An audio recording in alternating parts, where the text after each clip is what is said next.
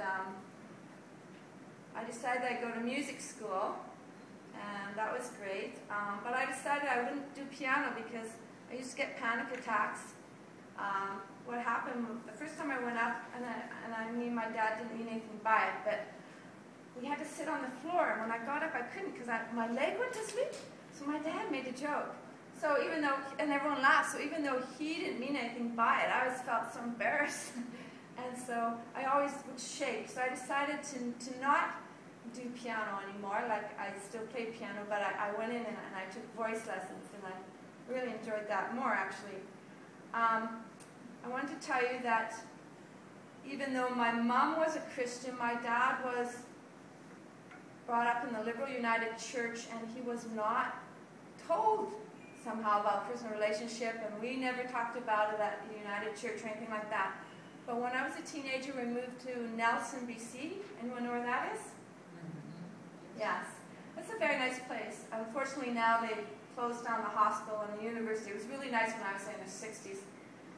Anyways, so because it was a small place, 10,000 people, my dad had to learn to get to know people, other than United Church people. So he got to know the other church denominations, and we had the biggest church. So we had I think they called it probably a crusade at our church. And they brought up Lutherans from the States. I think they're Missouri Lutherans, were they at? They're the evangelical Lutherans, anyways. And that was the first time I'd ever heard a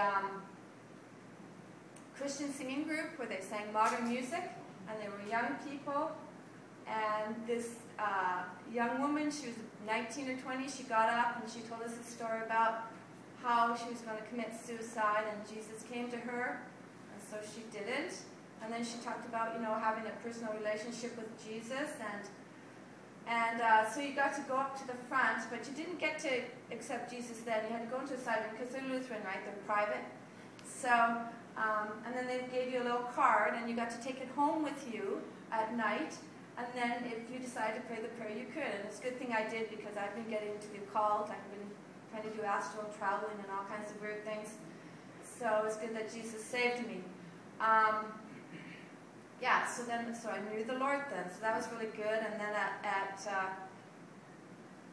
school, my friends and I, we would have a Bible study at lunchtime. We'd study the Bible. Though one of my friends was a Christian Scientist, and I didn't know what that meant, but she sort of had strange ideas about the Bible, even though I didn't know my Bible very well. I thought, So it wasn't until later, really, when I talked to Ed, that I found out that they had some very strange ideas and didn't... did they read the same Bible even? I'm not sure if they do. Anyways, so then I moved to Vancouver, and that was hard because that was in my grade 12 year at school, and so it already had the rejection of my mother when I was born, and so I was always sort of quiet and not sure if people were going to like me or not, so that's another reason not to speak out too much, right? Because what if you said the wrong thing and they know what you said? So I sort of was very quiet compared to my other siblings. So anyway, so I had a hard year when I was in second year of music school. I'd never been able to be very good at listening with my ear. I felt confident if I had my music. I was a really good sight reader, and I could read any music you gave me, but to listen with my ear was hard. And we had to do all this ear training where you listen to the bass line, like you're good at playing the bass line, right? You listen to the bass line, you'd have to write it down. Well, I'm a soprano, so I never listened to the bass line in my life. I'd always listen to the soprano line. So I found that really hard, and I was getting really depressed about that. I never failed anything in my life, so to fail, because I was a perfectionist, everything had to be perfect, how could I be failing this course? So my mother and my father were very kind to me, and they got me a tutor who taught me how to do it. But I was so stressed by the middle of the year, they let me drop the course. They didn't give me a fail, which was great. But it was really hard on me. So that was actually the year I made a pact with God that year in '74 that I'd get to know Him better. So anyway, so I dropped the course, and went to the first Christian ashram that I'd ever been to in 1974. In fact, it was the first one they'd ever had in BC. And while I was there, I had a sore back, and I got a healing from my back, which was really exciting because I'd read the Bible and I'd read about healing and stuff like that, and praying in tongues and all those things, but my dad said none of that was true, so I was like, oh, I'm so disappointed because I wish it was, you know?